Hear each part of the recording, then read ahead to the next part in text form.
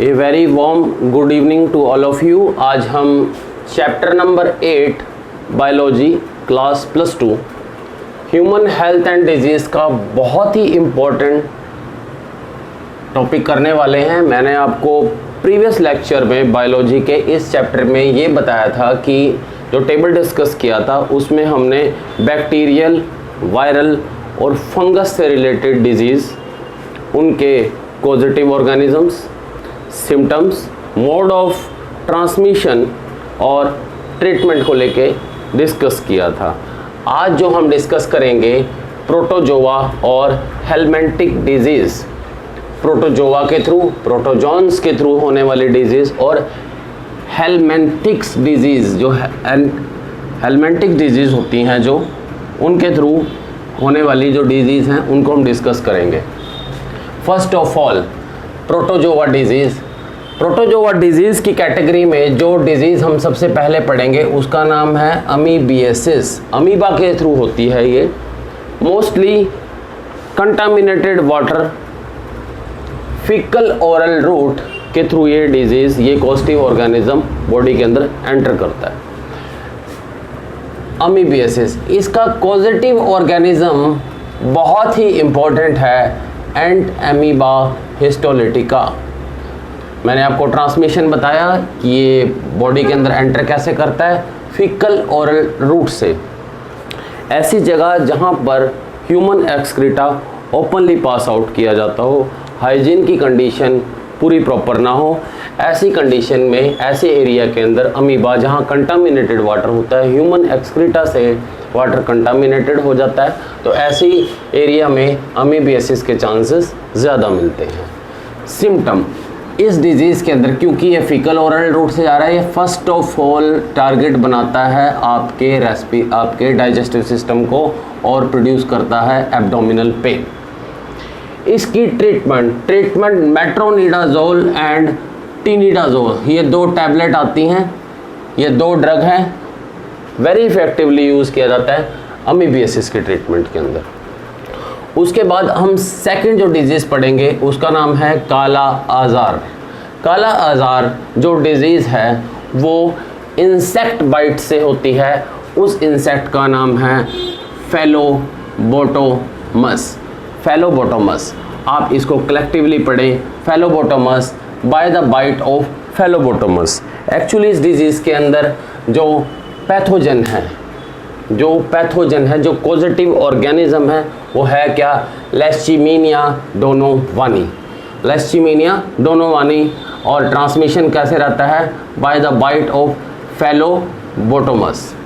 Symptom, इस तरह की डिजीज़ के अंदर एक स्पेसिफिक सिम्टम आता है जिसे बोलते हैं एनलार्जमेंट ऑफ स्प्लिन, जिसका नाम है स्प्लिनोमेगाली। जब स्प्लिन का साइज़ बड़ा हो जाएगा तो स्प्लिन अपनी फंक्शनिंग प्रॉपर वे से नहीं कर पाएगी। इस कंडीशन को बोलते हैं स्प्लिनोमेगाली। काला आज़ार की ट्रीटमेंट भी आप मेट्रोनिडाजोल और टिनिडाजोल से ही करते हैं। उसके बाद हम पढ़ते हैं हेलमिंथिक डिजीज़। हेलमिंथिक डिजीज़ हैं क्या? Helminthic disease water mode disease है, आपकी बॉडी के अंदर एंटर करती हैं और काफ़ी ज़्यादा सीवियर लेवल पर पर्सन को लेकर चली जाती हैं। हेलमिंथिक डिजीज़ के अंदर जो फर्स्ट कैटेगरी है उसका नाम है एस्केरिसिस। एस्केरिसिस का जो कॉजेटिव ऑर्गेनिज्म है वो है एस्केरिसिस। ये कंटामिनेटेड वाटर एंड सोइल, ऐसी सोइल और वाटर जो कि एस्केरिसिस से कंटामिनेटेड हो चुकी हैं, एक हेल्दी पर्सन के अंदर एंटर करती है। सिम्टम, एस्केरिसिस के अंदर एब्डोमिनल डिस्कम्फर्ट प्रोड्यूस होता है। जैसे कि मैंने आपको बताया, ये हमारे डाइजेस्टिव सिस्टम को अफेक्ट करती हैं। इसकी ट्रीटमेंट मेबिंडाजोल और जेंटल, दो अलग अलग ड्रग हैं, इनके कंबाइंड फॉर्म में भी की जाती है और सिंगल फॉर्म में भी की जाती है। जब बहुत ही ज़्यादा सीवियरिटी बढ़ जाती है एस्केरिसिस के लिए तो दोनों को ही कंबाइंड फॉर्म में यूज़ करते हैं। लास्ट वन फिलेरिसिस या एलिफेंटोसिस, ये डिजीज़ हमने बहुत बार डिस्कस किया हुआ है। इसके अंदर क्या होता है कि बॉडी के अपर एक्सट्रीमिटी और लोअर एक्सट्रीमिटी के अंदर स्वेलिंग स्टार्ट हो जाती है, यहाँ तक कि ये सीएनएस सिस्टम को भी अफेक्ट करती है।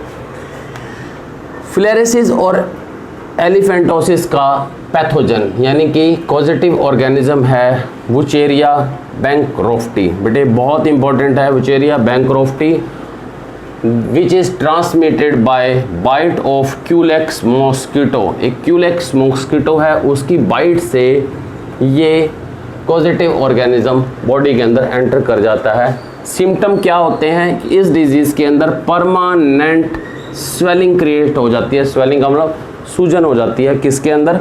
मोस्टली इन फीट्स, पाँव के अंदर स्वेलिंग क्रिएट हो जाती है और एनलार्जमेंट ऑफ फीट, जो आपका पाँव का साइज़ है बहुत बड़ा हो जाता है। इसीलिए इस डिजीज़ का नाम है एलिफेंटोसिस। हिंदी में इसका नाम हाथी पाँव भी होता है। इसकी ट्रीटमेंट आप एल्बेंडाजोल से करते हैं।